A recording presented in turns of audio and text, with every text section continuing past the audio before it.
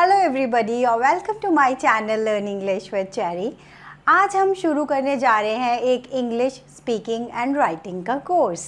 इसमें आप सबसे पहले जो सीखेंगे मेरे साथ वो है बिल्कुल सिंपल सेंटेंसेस लेकिन कंसेप्ट के साथ। सबसे पहले हम सीखेंगे कि कॉन्सेप्ट क्या है, एक्चुअली में ये सेंटेंसेस जो है उनकी फॉर्मेशंस कैसे होती हैं, क्या सिंटेक्स है, कैसे हम वो सेंटेंसेस को बना पाएंगे और उसके बाद थर्ड पार्ट में आप इसकी प्रैक्टिस करेंगे। So let's get started with this and you are welcome to my channel learn English with Cherry and if you haven't subscribed yet then please hit the subscribe button and bell icon also. अब सबसे पहले मैं आपको एक चीज़ बताना चाहूँगी कि ये कुछ सेंटेंसेस हैं, छोटे छोटे सेंटेंसेस आपके सामने, लाइक मैं जाता हूँ, आई गो, मैं खाता हूँ, आई ईट, मैं उठता हूँ, I wake up, she brings, वो लाती है समथिंग, आई सी, मैं देखता हूँ। लेकिन अब ये सेंटेंसेस तो आपको काफ़ी इजी भी लग रहे होंगे, मे बी आप बना भी पाएंगे, लेकिन मैं आपको सिर्फ इसका एक कंसेप्ट बताने के लिए ये सब सिंपल से सेंटेंसेस लिखे हैं। अभी हम इनके आगे इनको इलैबोरेट करेंगे। तो यहाँ पे आप देखिए, कोई भी दुनिया का कोई भी सेंटेंस अगर आप बनाना चाहते हैं तो आपके पास ये तीन चीज़ें होनी चाहिए, सब्जेक्ट, वर्ब एंड ऑब्जेक्ट। अब सब्जेक्ट क्या है? जैसे कि कोई पर्सन है, वो ही कुछ करेगा, लाइक मैं, यहाँ भी मैं, यहाँ भी मैं और वह, मतलब या मैं काम करूँगी या वो काम करेगा या वो लोग काम करेंगे, मतलब कुछ भी, कोई कुछ भी कर रहा है या हम किसी के बारे में बता रहे हैं कि वो खाता है, वो जाता है, वो गाता है, व्हाट है वो, लाइक जैसे कि मैं अभी पढ़ा रही हूँ तो इस तरह से मैं पढ़ाती हूँ। तो ये सारी चीज़ें क्या है कि हम कोई ना कोई किसी न किसी सब्जेक्ट से जो है वो सेंटेंस को स्टार्ट करते हैं, ओके। और दूसरी चीज़, वो जो भी वो सब्जेक्ट है वो कुछ ना कुछ तो करता है ना जिसके बारे में हमें बताना है, या तो वो बोलता है, या तो वो लिखता है, या तो वो पढ़ता है, या तो वो खाता है, कुछ भी कर सकता है। तो दैट इज़ द वर्ब। तो यहाँ पे ये सारी चीज़ें जो आ गई वो हैं सब्जेक्ट, ओके।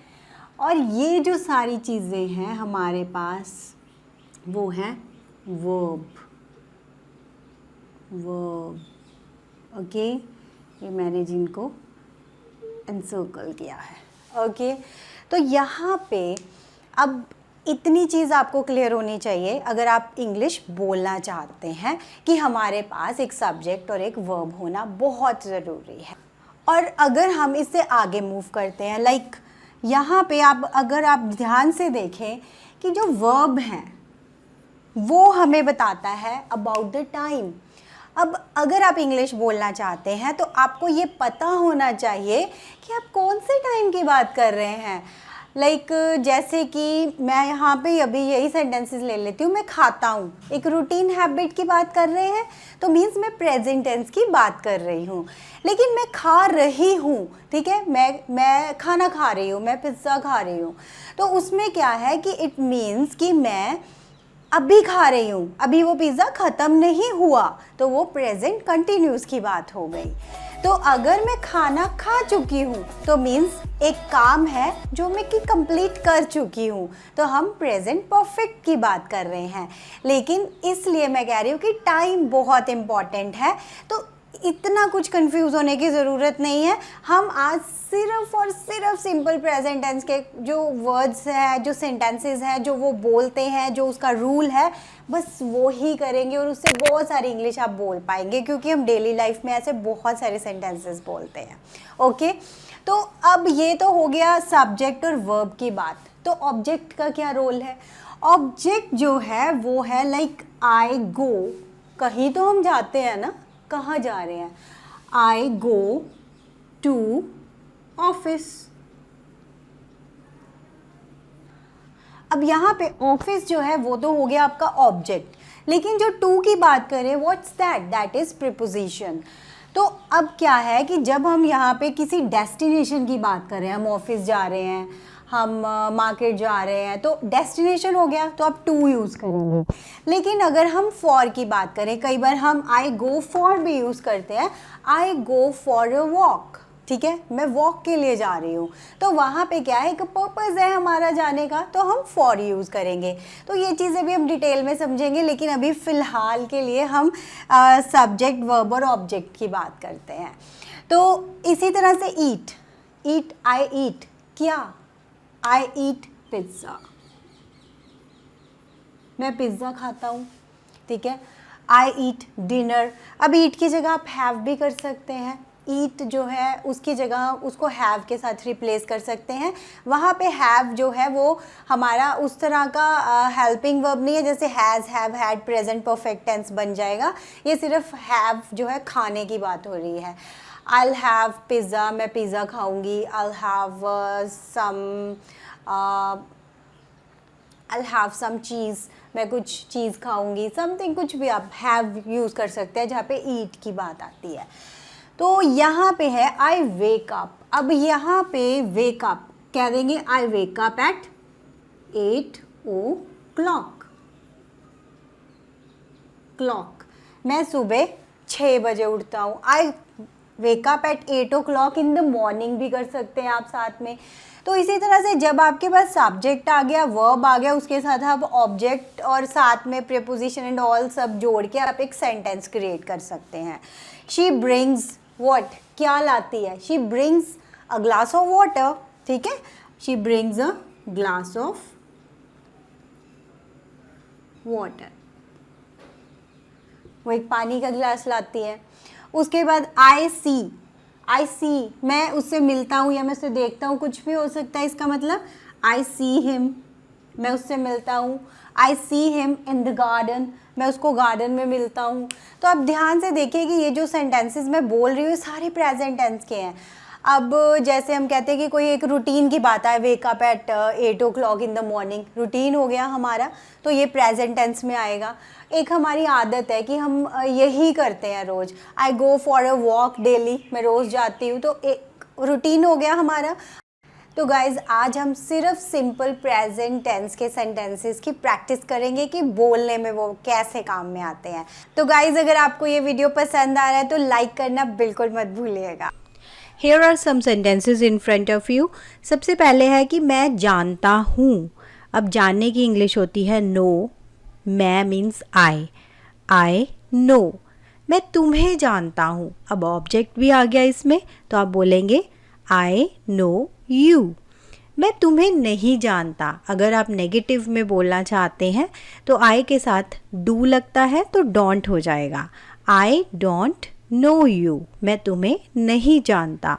अगर आप किसी से क्वेश्चन पूछना चाहते हैं, क्या मैं तुम्हें जानता हूँ, तो यहाँ पे जो डू है वो आगे आ जाएगा सेंटेंस के, डू आई नो यू। ये सिर्फ मैंने एक सेंटेंस ऐसे सीक्वेंस में लिया कि आपको नेगेटिव और क्वेश्चन वाले सारे सेंटेंस क्लियर हो जाएं।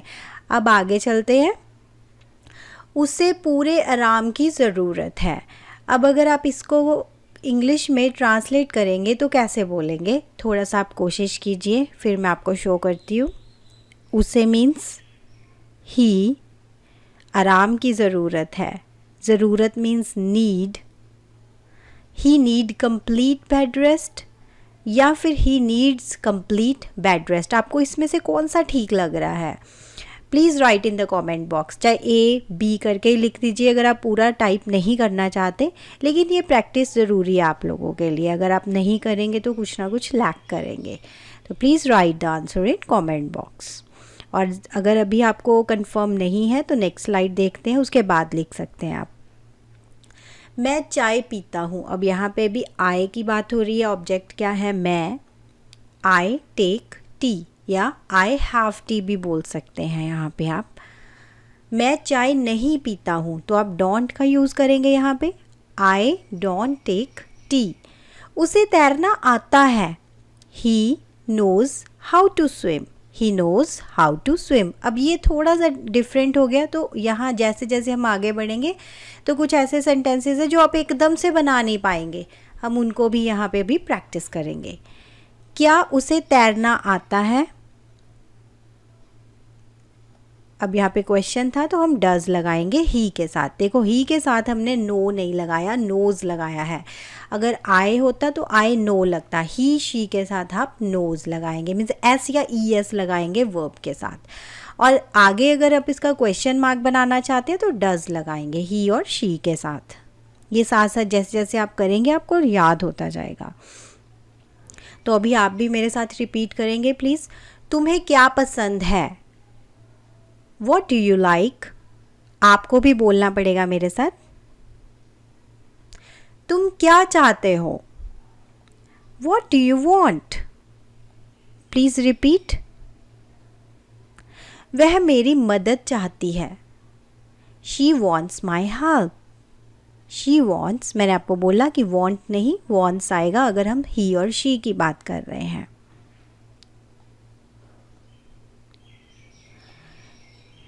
मैं यहीं पास में रहता हूँ। हम अक्सर ऐसे बोलते हैं, तो I live over here.